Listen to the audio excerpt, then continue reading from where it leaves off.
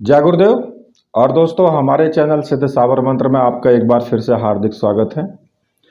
और देखिए, आज आपके सामने जो मैं वीडियो के माध्यम से जो साधना बताऊंगा, वो साधना अपने आप में बहुत ही सिरमौर यानी कि सर्वोपरि साधना है।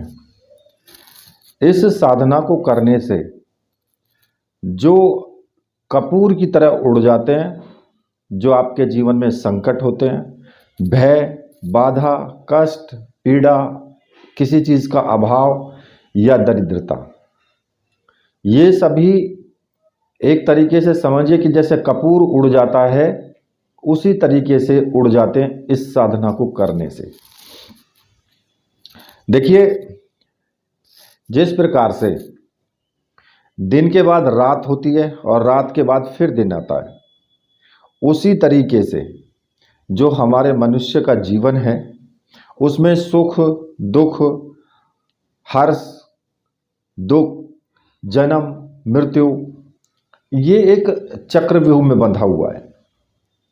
जहां आप देखते हैं कि पल भर में आपके लिए कोई प्रसन्नता का आवेग हो जाता है, तो दूसरे ही क्षण पता लगता है कि भाई पता नहीं कौन सी विपत्ति आ गई, दुख का पहाड़ टूट जाता है। कभी कभी व्यक्ति बहुत अच्छे तरीके से खाता कमाता रहता है, लेकिन पता लगता है कि एकदम से कुछ ऐसा होता है कि तुरंत ही कुछ दुख की ऐसी पीड़ा शुरू हो जाती है कि बस पूछिए मत, व्यक्ति हंसते हंसते रोने लगता है।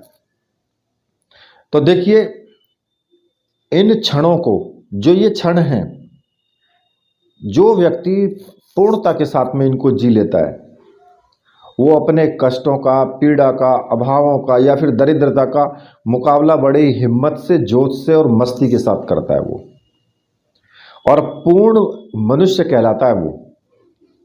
अब मनुष्य होना कोई बहुत बड़ी उपलब्धि नहीं है, पर मनुष्य बनना, मुसीबतों से जूझते हुए, बाधाओं को पार करते हुए आगे बढ़ जाना, अपने जीवन को अधोगामी से ऊर्ध्वगामी बनाना, मतलब कि नीचे जाने से ऊपर की तरफ उठाना अपने आप को, अपने जीवन को एक श्रेष्ठ जीवन बनाना। अब देखो, प्रत्येक के जीवन में कोई भी व्यक्ति, अगर हम इस संसार में रह रहे हैं, परिवार के अंदर रह रहे हैं, तो दुख भी आते हैं और संकट भी आते हैं। संकट जो है दस्तक दे करके और मनुष्य के जीवन में आता है, वो तो अचानक से ही आ जाता है। अब ऐसी स्थिति में व्यक्ति जो है बिल्कुल एकदम उसका पूरा डामाडोल हो जाता है उसका मन। और देखिए, जीवन है ये, इस जीवन को अच्छे से जीना चाहिए। और आज जो मैं आपको साधना बताऊंगा, वो इसी तरह से जो भी संकट आने वाले होते हैं, उन संकटों का निवारण के लिए है। देखिए, जब आप खुश होते हैं तो रिश्तेदार भी अपने होते हैं, माँ बाप, भाई बहन, यहाँ तक कि आपके पुत्र पुत्री सब अपने होते हैं। और जब आपके ऊपर दुख पड़ता है ना, तो सब किनारा कर जाते हैं। ना कोई माँ बाप, ना कोई पिता, ना कोई पुत्र पुत्री, ना कोई रिश्तेदार, ना कोई बंधु, कोई नहीं। आपको स्वयं ही झेलना होता है वो। अगर संकट आया है तो स्वयं झेलना पड़ता है। तो देखिए, जो आज मैं आपको साधना बता रहा हूं, वो एक संकष्टी साधना है। संकष्टी का मतलब कि सभी कष्टों को हरण करने वाली साधना। और देखिए, हमारे जीवन में जो दुख आते हैं ना, 3 प्रकार के संकट होते हैं। सबसे पहला कौन सा होता है? भौतिक। दूसरा होता है दैविक और तीसरा होता है दैहिक। अब देखिए, भौतिक में क्या होता है? जो मनुष्य होता है वो एक तरीके से मानसिक रूप से पीड़ित होता है। कैसे कि किसी को तो पति अच्छा नहीं मिला, तो किसी को पत्नी का अच्छा ना मिलना, दुखी रहना। किसी के पुत्र या पुत्री होते हैं, उनका योग्य ना होना, धन का अभाव होना, नौकरी का ना मिलना, या फिर अशांत वातावरण में रहना, व्यापार में वृद्धि ना होना, या फिर शत्रु बाधा आपके जीवन में हो। ये जो संकट हैं ये भौतिक संकट कहलाते हैं।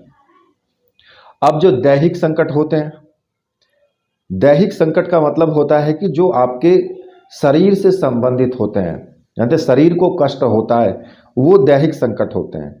जैसे कि सर्प का काट लेना, एक्सीडेंट हो जाना, किसी भी रोग से ग्रस्त हो जाना, अंग भंग हो जाना, या पागलपन, या शरीर में जर्जरता आ जाना, या फिर कोई पशु भय। ठीक है, तो ये जो संकट हैं ये दैहिक होते हैं। और दैविक जो होते हैं, दैविक का अर्थ होता है जो कि इस पराजगत से, मतलब कि जो सूक्ष्म कारण होते हैं उसके सूक्ष्म रूप में वो मिलता है आपको। अब वो सूक्ष्म रूप कैसे होते हैं? जैसे कि भूत प्रेत बाधा हो गई, या पितृदोष हो गया, या फिर ग्रह बाधा हो गई, या ग्रह दोष हो गया, या कोई अकाल मृत्यु है, या अकस्मात दुर्घटना है, या फिर तंत्र बाधा का दोष है, या फिर कोई देव जो है आपसे रुष्ट हो रखा है। अब उनकी तरफ से जो आपको संकट मिलते हैं वो होते हैं दैविक संकट। अब ऐसी कौन सी साधना हो जो इन सभी संकटों का निवारण एक ही बार में कर दे? तो देखिए, आज जो मैं साधना आपको बता रहा हूं ना, ये सर्वोपरि साधना है। इन सभी प्रकार के संकटों के निवारण के लिए ये साधना सर्वोत्तम है, और केवल एक दिन की साधना है। अगर आप चाहें तो एक दिन करें बस, अगर चाहें तो 11 दिन करें। आपकी इच्छा के ऊपर डिपेंड है कि भाई आप उसको कितने दिन करना चाहते हैं। जितना ज़्यादा करोगे उतना ही आपको फल ज़्यादा मिलेगा, उतनी ही जल्दी इस साधना का परिणाम आपको सामने आएगा। ठीक है, अब साधना कैसे करनी है ये वो मैं आपको बता देता हूं। देखिए, अगर आपको उन्नति के मार्ग पर प्रशस्त होने के लिए, संकटों का जो तुम्हारे जीवन में संकट आने वाले हैं उन संकटों का निवारण के लिए आपको केवल 2 सामग्रियों की आवश्यकता होगी। एक तो संकष्टी यंत्र जो मंत्र सिद्ध प्राण प्रतिष्ठा युक्त हो, और बाधा निवारण के लिए पूर्णा माला। ये दोनों चीजें, संकष्टी यंत्र और पूर्णा माला, ये दोनों चीजें मंत्र सिद्ध और प्राण प्रतिष्ठा युक्त होनी चाहिए। और देखिए, अगर आपको ऐसी सामग्री की आवश्यकता है तो मैंने व्हाट्सएप नंबर दिया हुआ है वीडियो में, आप वहां से मुझे व्हाट्सएप करके और माला और यंत्र आप प्राप्त कर सकते हैं। और देखिए, आप ऑर्डर बेझिझक होकर करके करें, क्योंकि मेरे यहाँ पर 100% आपको सच्चाई मिलेगी। सामग्री आपको जरूर मिलेगी, 2 दिन लेट आपको भले ही मिले लेकिन मिलेगी जरूर। अगर सामग्री नहीं मिलेगी तो आपके पैसे वापस हो जाएंगे, ये दावा है मेरा। ठीक है, क्योंकि मेरे यहाँ पर वो सब धूर्तता वाला काम नहीं होता है मेरे यहाँ, सीधी सी बात है। अब जब आप ये सामग्री प्राप्त कर लेंगे तो फिर आपको ये साधना करनी है। अब देखिए, 29 जनवरी 2024 को जो दिवस है, इस दिन में आप साधना कर सकते हैं, या फिर किसी भी बुधवार को आप साधना कर सकते हैं। या तो बुधवार को करें या फिर 29 तारीख में करें, जो 29 तारीख जनवरी वाली है 2024 में जो आने वाली है। अब जिनको उस दिन करनी है तो वो सामग्री पहले से ही मंगवा लें, ऑर्डर पहले ही कर लें, क्योंकि अगर आप ऑर्डर लेट करेंगे तो सामग्री आपको टाइम से नहीं मिल पाएगी। कम से कम आपको सामग्री आपके पास आने में 10 से 12 दिन का टाइम लगता है। ठीक है, तो इसलिए थोड़ा इस चीज़ पर ध्यान अवश्य दें। और जब आपको सामग्री प्राप्त हो जाए तो फिर आप इस साधना को करना कब है? प्रातः काल में आपको साधना करनी है, रात्रि में नहीं करनी है। ये सुबह के टाइम करनी है, ब्रह्म मुहूर्त में 5 बजे से 8 बजे के बीच आप साधना कर सकते हो इसकी। यानी कि आप 4 बजे उठें, दैनिक क्रियाओं से निवृत्त होकर के और स्नान आदि करके 5 बजे आप अपने पूजा के रूम में पहुंच जाएं। इस साधना को आप अपने पूजा घर में भी कर सकते हो, एकांत रूम की आवश्यकता नहीं है, अपने पूजा घर में ही करो। और ऐसी भी कोई ज़रूरत नहीं है कि भाई कोई उस दूसरा जो है व्यक्ति, तब तक आप थोड़ा सा घर वालों को बोल के रखें कि भाई जब तक मैं साधना कर रहा हूँ, मंत्र जाप कर रहा हूँ, तब तक उस कमरे में ना आए, उसके बाद कोई भी जाए उसमें, ठीक है। और जितनी मैंने आपको ये चीज़ें बताई हैं, केवल इस एक साधना से ही आपकी सारी समस्याओं का समाधान है। तो इसलिए इस साधना को जरूर करना। और ये साधना आपको जब आप स्नान आदि करके और अपने पूजा के रूम में पहुंच जाएंगे तो सामने एक चौकी लगा लेना, और आपका जो मुख है वो पूर्व दिशा की तरफ होना चाहिए। अपना मुख पूर्व दिशा की तरफ करके बैठे, सामने चौकी लगा लें, उस पर आप कपड़ा बिछा लें, ठीक है। और इस पर जो है आपको सफ़ेद रंग का कपड़ा बिछाना है चौकी पर। स्वच्छ पीले रंग के वस्त्र आप धारण करेंगे, चाहे धोती कुर्ता पहने या फिर कुर्ता पजामा पहने या धोती धोती पहने, लेकिन पीले रंग की होनी चाहिए। और पीले रंग का ही आपका आसन होना चाहिए। ये जो मैं नियम बता रहा हूँ ना, इन नियमों में किसी प्रकार की भी कोई भी चेंजिंग नहीं होगी। आप ये कहने लगे जी नहीं हम लाल कर लें, बिल्कुल नहीं। जो मैं बता रहा हूँ वही करना है, इसके अलावा और कुछ नहीं, ठीक है। तो कोई इसके बारे में पूछे ना कि जी हम ऐसा कर लें। उसके बाद घी का एक दीपक जला देना है, सामने अपने गुरुदेव का चित्र रखें और भगवान गणेश का चित्र रखें, ठीक है। 2 चित्र होने आवश्यक हैं। वैसे तो देखिए पूजा घर में तो बहुत सारे चित्र में आपको मिल जाएंगे, लेकिन 2 तो जरूरी हैं। और अगरबत्ती धूप बत्ती ये भी आप जला लें। पूजा के लिए आप जो है जैसे कि चावल हो गए, कुमकुम हो गई, पुष्प हो गए, पीले रंग के पुष्प रखें। आप ये सब चीज़ें पहले से ही ला करके रखें। भाई पूजन आप करते हैं, पूजा पाठ करते हैं तो इतना तो जानते ही हैं कि पूजन कैसे किया जाता है। और गुरुदेव का सामने जो आपके गुरुदेव हैं, जिन्होंने आपको गुरु मंत्र दिया है, उन्हीं का आप फोटो रखें। भगवान शिव को गुरु माना है तो भगवान शिव का फोटो रखें। अगर डॉक्टर नारायण दत्त श्रीमाली जी को गुरु माना है, उनसे गुरु दीक्षा ली है, तो फिर आप उन्हीं का चित्र रखें, ठीक है। या फिर बहुत से लोगों के गुरु गोरखनाथ भी हैं, उनका चित्र रख सकते हैं। या फिर और दूसरे किसी देव को या फिर किसी और को गुरु माना है तो भाई उन्हीं का चित्र रखें सामने, ठीक है। और सबसे पहले अपने गुरु का पूजन करना है। गुरु जी को धूप दीप दिखाना है, गुरु जी को कुमकुम से टीका भी लगाना है, पुष्प और चावल चढ़ाने हैं। और गुरु जी से हाथ जोड़ करके प्रार्थना करें कि गुरुदेव मैं ये संकष्टी साधना करने जा रहा हूँ, इस साधना में मुझे पूर्ण सफलता मिले, आप मुझे आशीर्वाद दीजिए और आज्ञा प्रदान कीजिए।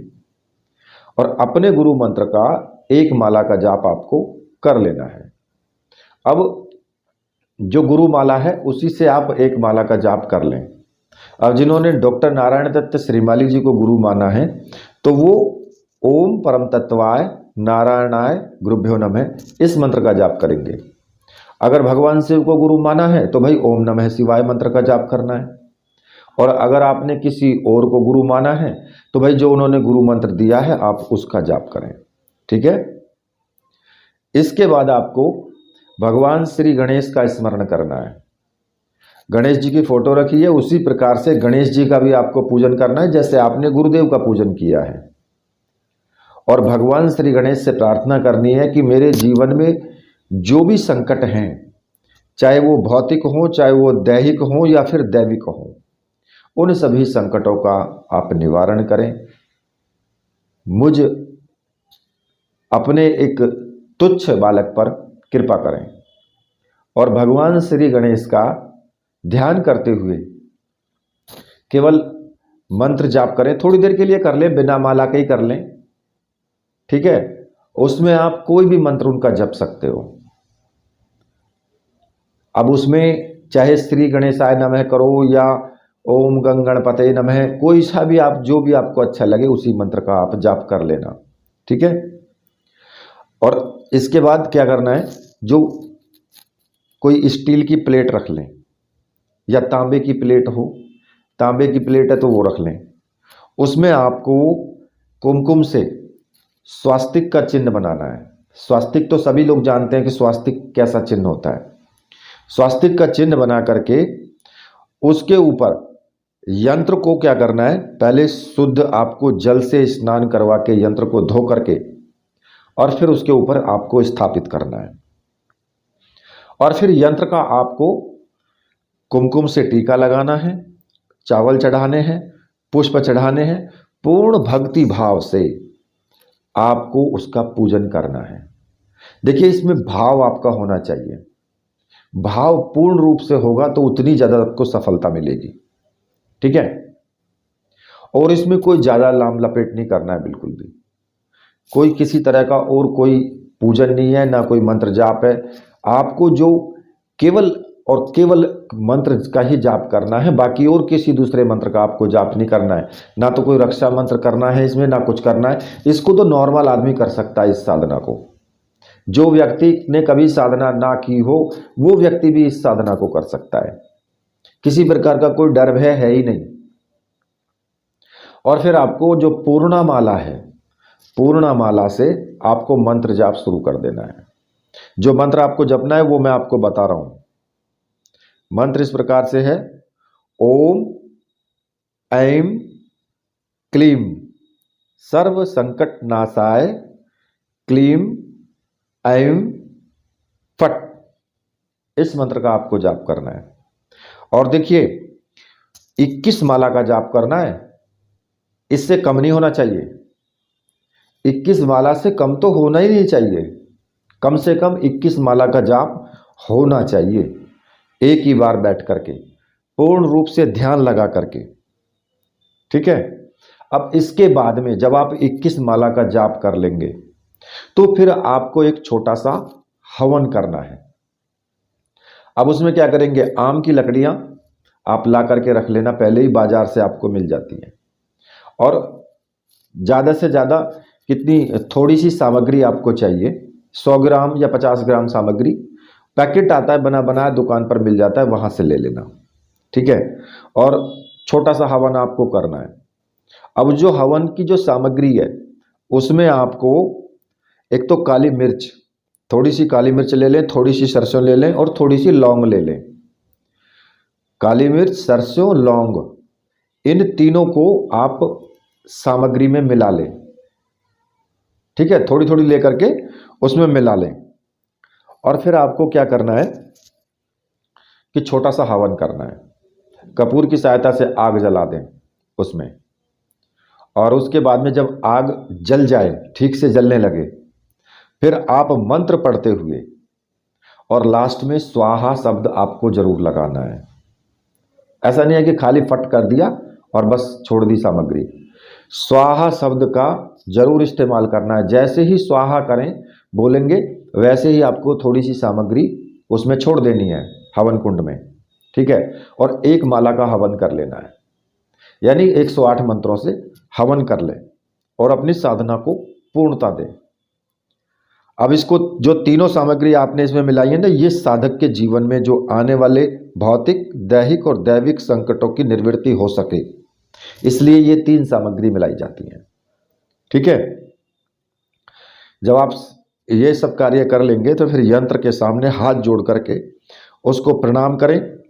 और अगर हो सके तो गुरुदेव को फ़ोन के माध्यम से या फिर किसी और दूसरे माध्यम से, चाहे व्हाट्सएप करें या कुछ भी करें, उनसे संपर्क स्थापित करके आशीर्वाद आप जरूर लें। ठीक है। और जो पूजन की सामग्री है जैसे कि यंत्र और माला है, वो 1 महीने तक अपने पूजा घर में ही रहने दें, वहीं पर ही रहने दें उसको। ठीक 1 महीने बाद आप उसको या तो नदी में विसर्जित कर दें या कुएं में डाल दें या फिर किसी मंदिर में जा कर के रख दें। ठीक है। या ऐसा भी आप कर सकते हैं कि अपने ही मंदिर में आप रख करके उनका पूजन आप कर सकते हैं, लेकिन अगर आप उनको नदी में विसर्जित कर देते हैं तो आपकी जो साधना का फल है वो वरुण देवता के द्वारा उस देव तक पहुंच जाता है और उसका फल आपको मिलता है। ठीक है, इसलिए नदी में विसर्जित किया जाता है, यानी पानी में विसर्जन उसका किया जाता है। और देखिए, पूरे साधना काल में जब तक आप मंत्र जाप करो तब तक दीपक जलता रहना चाहिए, दीपक बुझना नहीं चाहिए। इस बात का भी आपको ध्यान रखना है। और ये साधना वास्तव में जो सारे जितने भी प्रकार के विघ्न हैं, ये सबकी नाशक साधना है। ये सभी विघ्नों का नाश होगा इससे, चाहे वो आपके जीवन के भौतिक हों, दैहिक हों, दैविक हों, किसी भी प्रकार से कैसे भी विघ्न हों, ये सबसे मुक्ति देने वाली साधना है। इससे बड़ी मैं साधना नहीं मानता हूं। सच्चाई तो यही है कि आप अपने जीवन के सभी संकटों का निवारण करने के लिए अगर कोई साधना है तो ये संकष्टी साधना है। ठीक है, इसी के साथ अब मैं वीडियो को यहीं समाप्त करता हूं। मेरे साथ बोलिए बोलिए वीर बजरंगबली हनुमान जी महाराज की जय। बोलिए मेरे परमहंस गुरुदेव की जय।